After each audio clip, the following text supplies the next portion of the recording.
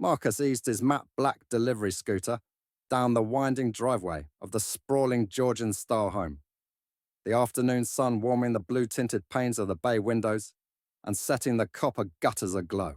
Wearing his crisp uniform, navy jacket embroidered with the Tech Express logo, khaki trousers neatly pressed, and a fresh helmet tucked under his arm, he dismounted and set the kickstand, the gravel crunching softly beneath his boots.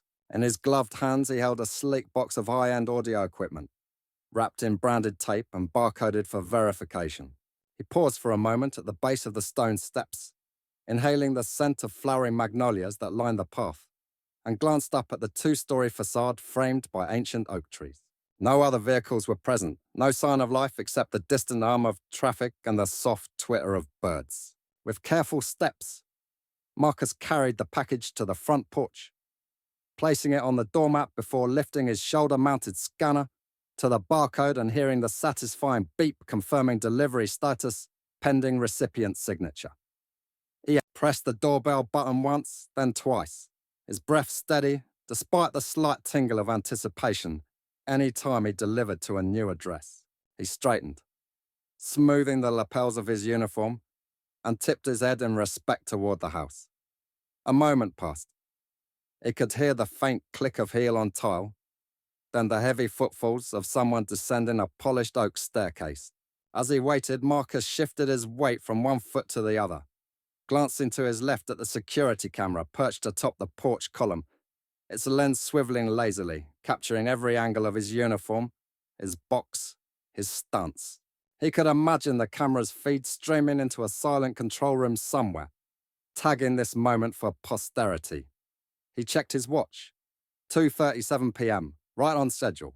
The house's polished brass handle rattled as the front door swung open, revealing a sharply dressed homeowner in a tailored sport coat who offered neither greeting nor gesture of thanks, his eyes flicking uncertainly between Marcus and the package. Marcus lifted the box with both hands, arm muscles clenching under the uniform jacket, and forced a courteous smile. "Good afternoon, sir," he said evenly, extending the scanner for a signature. "Delivery from Tech Express. Could you please verify?" Behind him, beyond the camera's watchful eye, the quiet street and manicured lawn stood still, unaware that this very moment, courteous, routine, unremarkable, would soon become the only evidence needed to expose what followed. Before Marcus could even raise his scanner to record the delivered package as completed, the shrill wail of a squawking siren shattered the suburban stillness, and a black and white cruiser skidded to a halt on the circular drive, gravel, spraying in metallic arcs against the manicured lawn. He froze mid-step, the box of high-end audio equipment cradled awkwardly in one arm, as the patrol car's door swung open and Officer Ramirez emerged, holstered pistol glinting in the sunlight. Without warning or introduction, Ramirez stalked up the stone steps, eyes locked on Marcus's uniform, navy jacket, company emblem, khaki trousers, yet reading in them not professionalism, but threat. "Ants where I can see them," the officer barked, voice taut with accusation. Marcus's heart pounded, confusion surging through his veins. "Officer, I'm a delivery driver. Tech Express," he began, lifting a gloved hand to point at his badge. But before he could finish, Ramirez's boot connected with his elbow, sending the package tumbling to the ground in a crash of plastic and cardboard. The expensive equipment skidded across the porch, its branded tape ripping open. "Don't play games!" Ramirez snarled, yanking Marcus's arms behind his back with a vicious twist that sent shock rippling up his spine. The handcuffs clicked shut before Marcus could protest. He gasped, pain flaring where the steel bit into his wrists. My customer's inside," he managed, voice cracking. "I'm just delivering." But Ramirez shoved him forward, slamming his torso against the doorframe. The homeowner, Mr. Smith, stepped onto the porch, eyes widening as he took in the scene. His delivery driver in handcuffs, the broken package at his feet, the glint of a badge in Marcus's trembling hand. "What are you doing?" Smith cried, reaching out only to recoil as Ramirez barked, "Back off, sir. We had a report of a suspicious man casing the house." Neighbors peeked over their fences, mouths agape, while two teenage girls filming on their phones whispered excitedly. Marcus struggled under the officer's grip, skin reddening where the cuffs bit, uniform rumpled, dignity stripped. "Check your camera," Smith demanded, voice thick with disbelief. "He hasn't done anything?" Ramirez cut him off with a sneer, dragging Marcus toward the cruiser. "Save it for the judge." Marcus's protests echoed, "I'm innocent. I'm just doing my job." But Ramirez slammed him into the back seat, the door rattling against metal, and flicked on the siren anew, the wail drowning out every plea. Through the tinted windows, Marcus saw Smith frantically dialing 911, pointing at the still scene on his porch camera. The cruiser's engine roared to life and peeled away, leaving behind a shattered porch light, strewn packaging, and the stunned silence of a neighborhood that had witnessed a normal delivery explode into an act of baseless force, all preserved by the unblinking lens of the security camera. Marcus slammed against the cool vinyl seat of the squad car, the doors slammed resonating in his chest like a verdict. And for a heartbeat, he sat stunned, cuffed and bruised, the remnants of his delivery scattered, across the porch echoing in his mind. Through the rain-streaked window, he saw Mr. Smith's anguished face, mouth open in a silent scream. Just as two neighbors stepped onto their lawns, coffee cups clattering onto wrought-iron tables as they gaped in shocked disbelief. Behind the wheel, Officer Ramirez barked into his radio, his voice clipped and accusatory. "Suspect in custody. Came in on a burglary call." Marcus's protest lodged in his throat as he wheezed, "I'm not a suspect.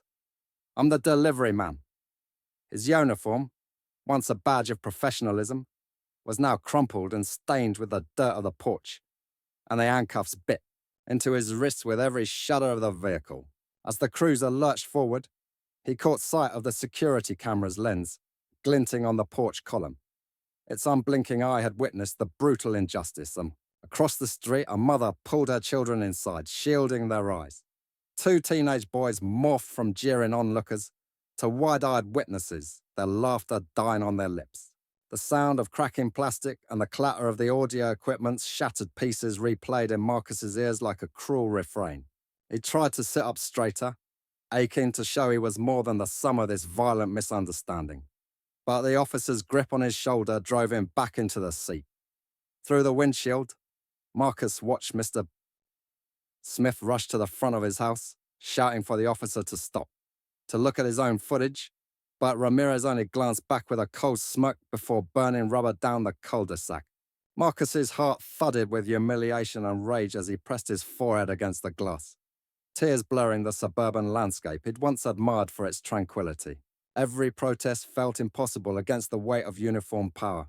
Every yard he'd walked to make a delivery now felt like a stage for unwarranted violence. And yet, in that moment of deepest shame, a spark of defiance flickered within him, fueled by the knowledge that somewhere, in the silent recording of that security camera, the truth awaited its reckoning. Late that evening, after the adrenaline of the arrest had finally ebbed, Mr. Smith sat alone in his home office beneath the soft glow of a desk lamp, the plantation shutters drawn tight against the night, and booted up his security system's playback to review what his front porch camera had recorded. The DVR hummed softly as the screen flickered to life, pausing on a timestamp of 2:36 p.m. when Marcus first approached. Mr. Smith's finger hovered over the rewind button as he watched Marcus gently set the package on the doormat, scan the barcode, and step back with the poise of a professional completing his route. Then, without warning, the scene snapped forward. A patrol car's headlights flooded the porch, casting long shadows as Officer Ramirez leapt out, his movements so abrupt and unprovoked that Mr. Smith's chest tightened. He scrubbed the playhead back a few seconds to confirm. Marcus hadn't tensed, hadn't made any furtive move. He'd simply stood waiting.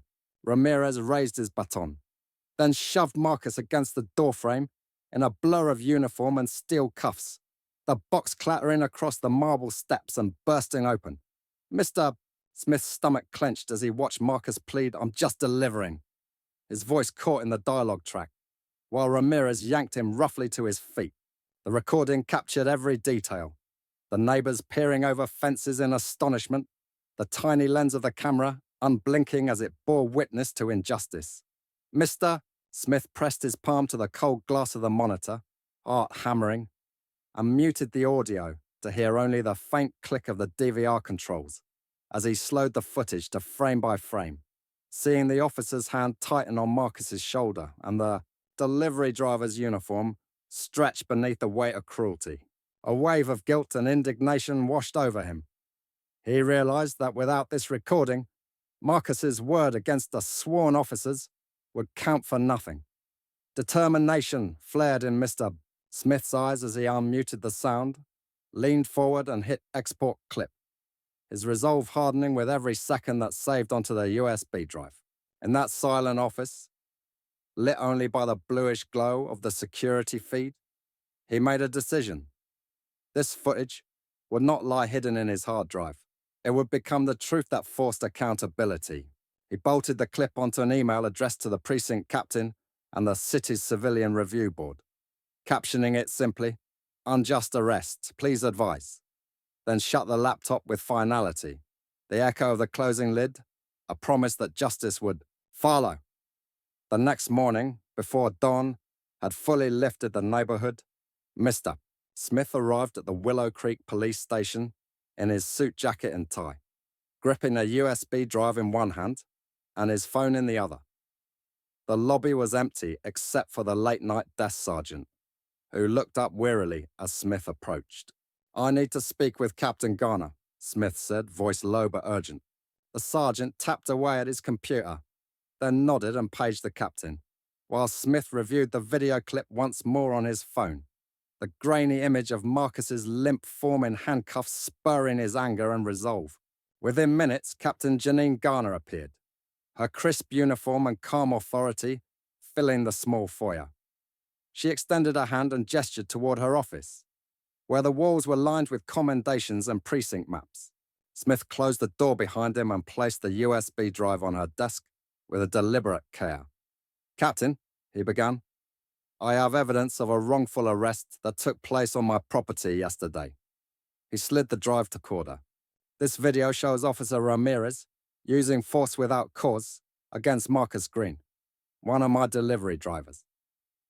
Garner's expression shifted from polite curiosity to concern as she plugged the drive into her computer and clicked play. Together, they watched the clip on her large monitor. Marcus delivering the package, the cruiser screeching into view, Ramirez shoving him into handcuffs at the first sight of his uniform. Smith watched Garner's face as she absorbed every frame. This is unacceptable," she said at last, rubbing her temple. "Thank you for bringing it to my attention so promptly." Smith nodded. "I want the charges against him dropped immediately, and I insist on a formal internal investigation, not just a review, but an official inquiry into Officer Ramirez's conduct." He held Garner's gaze. He was doing his job. This was an abuse of power. The captain paused before speaking into her headset. "Sergeant, I need the case file on the arrest of Marcus Green by Ramirez last evening. Bring it to my office now, please." She turned back to Smith. "I'm authorizing an emergency press of the hold harmless order to release Mr. Green from custody at once." She tapped the keyboard, sending instructions down the chain. "He'll be freed within the hour." Smith exhaled, relief mingling with residual anger. "Thank you," he said quietly. "I'll also be filing a civilian complaint. I'd like to meet with Internal Affairs as soon as possible." Garner nodded, standing to retrieve the arrest report as soon as it arrived. "I'll flag this for immediate IA review, and I'll personally oversee the preliminary findings." She paused thoughtfully. "Mr. Smith, if you could provide a written statement and leave your contact details, I'll ensure your concerns are fully documented." He handed her a neatly typed letter, his account of the incident, notes on witness statements he'd already gathered, and his formal request for an expedited investigation.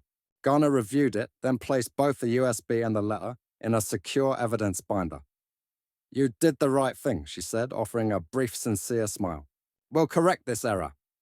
Moments later, Marcus, released, uncharged, uniforms freshly pressed, walked into the precinct lobby, escorted by the desk sergeant. Smith was waiting, relief washing over his face as he reached out to help Marcus with his jacket. "You're free to go," the sergeant said, handing Marcus back his ID and phone. Marcus's eyes brimmed with emotion as he met Smith's grateful gaze. Outside, the morning light had brightened to a determined glow. Before leaving, Smith and Marcus paused at the precinct entrance. Garner joined them with a final word. "We're taking this seriously. You'll hear from Internal Affairs soon." With that promise echoing in the cool air, Smith guided Marcus to the door, the weight of a single camera lens having toppled injustice and set in motion a process of accountability, proof that, sometimes, all it takes to correct a wrong is the courage to show the truth to those with the power to act.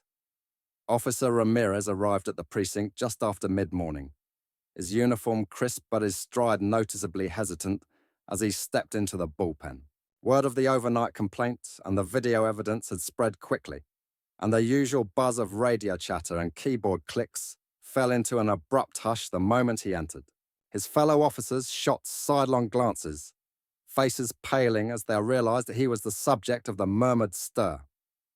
Sitting down at his desk, he tried to busy himself with paperwork, hands shaking just enough to send forms fluttering to the floor. Moments later, a sergeant's knock sounded at his cubicle. "Ramirez," the sergeant said, voice low but firm. "Commander Lee wants to see you. Bring your case file." Ramirez swallowed, gathering his notes with trembling fingers. As he approached the captain's office, the corridor lights seemed to flicker in judgment. He knocked, then opened the door to find not only Commander Lee, but Captain Garner and two Internal Affairs investigators seated behind the polished oak desk. The room smelled of stale coffee and tension. On the wall-mounted screen behind them played the grainy security camera footage. Marcus's gentle approach, the cruiser's sudden screech, the unprovoked shove, the harsh cuffing. Ramirez's face drained of color as he watched himself through someone else's eyes. His own hand tightening on Marcus's shoulder, the delivery box skidding across the marble, and the bewildered driver's helpless plea echoing in silent pixels. Commander Lee leaned forward, steepling his fingers. "Officer Ramirez, explain your actions." His voice was calm, but carried the weight of authority. Ramirez's throat tightened.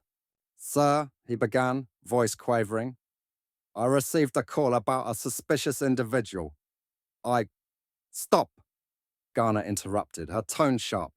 "Suspicion is not justification for violence." She tapped the screen. "This footage shows no threat, no provocation. Only an unarmed delivery driver performing his job." Ramirez glanced at the investigators, their pens poised over notepads. His jaw clenched, shame and defensiveness warring in his eyes. "I thought," he murmured, then paused, gaze dropping to the table. "I thought he might be casing the house." Commander Lee's expression hardened. "You thought incorrectly, officer. You acted on bias, not evidence. That is unacceptable." The IA investigator spoke next, voice clinical.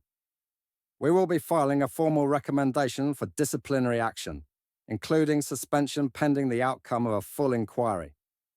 Another investigator added, "We'll also review your training records and prior complaints." Ramirez's shoulders slumped, the weight of his actions pressing down like the steel of his own handcuffs. As he rose to leave, Captain Garner delivered the final blow. "You're relieved of field duties immediately. Report to Internal Affairs by 1600 hours for further questioning." Ramirez nodded mutely, the echo of his footsteps loud in the now silent corridor as he exited. Outside the office, officers resumed their tasks, eyes turned away in uncomfortable solidarity. Ramirez paused under the harsh fluorescent lights, his reflection fractured in the glass wall, no longer the authoritative guardian he had seen himself as, but a man unmasked by his own misconduct. And in that fractured reflection lay the first painful step on the path toward accountability. By the time Marcus's name was officially cleared, his record expunged, and the false charges withdrawn, Nearly a week had passed since the morning he'd been unceremoniously dragged into that patrol car, but no calendar date or bureaucratic formality could undo the sting of those hours. So when Marcus arrived at the precinct just before noon, dressed in his own clean clothes and not a uniform that now felt like a burdened symbol of his ordeal, he found not the cold metal bench of the holding cell awaiting him, but Mr. Smith standing outside the captain's office, his expression a blend of relief and contrition. "Marcus," Smith said, voice hushed yet steady, "I'm so sorry this happened to you." He extended not only his hand, but a small envelope embossed with the Tech Express logo. Inside was a check, enough to cover Marcus's wages for the week of missed deliveries, plus an additional bonus for the damage and humiliation he'd endured. A letter accompanied it, signed by Smith himself. An apology, a promise to cover any mental health services Marcus might need, and an offer of continued work whenever he felt ready. Across the lobby, Captain Garner emerged with Officer Ramirez, whose uniform bore no badge or stripes today, only the weight of accountability. Ramirez's eyes flicked toward Marcus, shame softening his usual hard line. He approached, voice catching. I'm sorry, Marcus. I let my assumptions override my duty." Marcus, whose wrists still bore faint red marks, met the apology with a measured nod. "Thank you for saying that," he replied, voice low but firm. "I'm ready to move on." Ramirez offered his hand, and the two men shook, not as officer and arrestee, but as fellow human beings, learning a painful lesson in humility. As Marcus walked out into the bright afternoon sunlight, the precinct doors closing gently behind him, he felt the tension in his shoulders ease for the first time. "Mr." Smith flagged down a passing cruiser, no lights, no sirens, and motioned the delivery man into the passenger seat. They drove back to the Georgian house together, where neighbors who'd witnessed the original arrest now greeted Marcus with respectful nods and words of support. In the driveway, Smith's wife approached with a tray of iced tea and homemade cookies, a simple peace offering that tasted a community restored. Marcus accepted a glass, the cool sweetness a welcome contrast to the bitterness of the week, and sipped slowly as the afternoon breeze rustled the magnolia blossoms overhead. By evening, local news outlets had already begun to cover the story. "Delivery driver exonerated after bizarre arrest," one headline read, featuring a still frame from the security camera that had cast the light of truth on an unjust act. Comments from viewers, dozens of them, praised Marcus's dignity and Smith's determination to make things right. And while no amount of media attention could erase what had happened, it had shown the power of a single recording to flip the scales of justice back toward fairness. As the sun dipped behind the oaks, lining Maplewood Lane, Marcus pocketed his new paycheck, squared his shoulders, and stepped forward. No longer a victim of prejudice, but a symbol of resilience, reconciliation, and the promise that even when power is misused, courage and truth can prevail.